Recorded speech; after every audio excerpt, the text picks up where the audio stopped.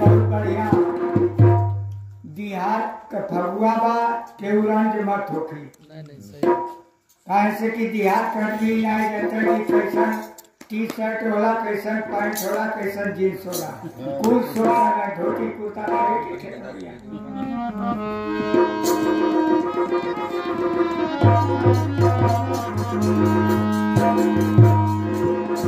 एक है दुल्ही के दुल्हा गौना करा के कलश की हम परदेश जाते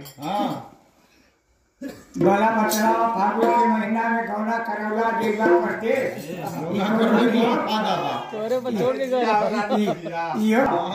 एकदम नहीं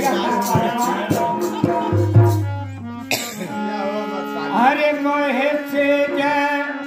सोवन की आशा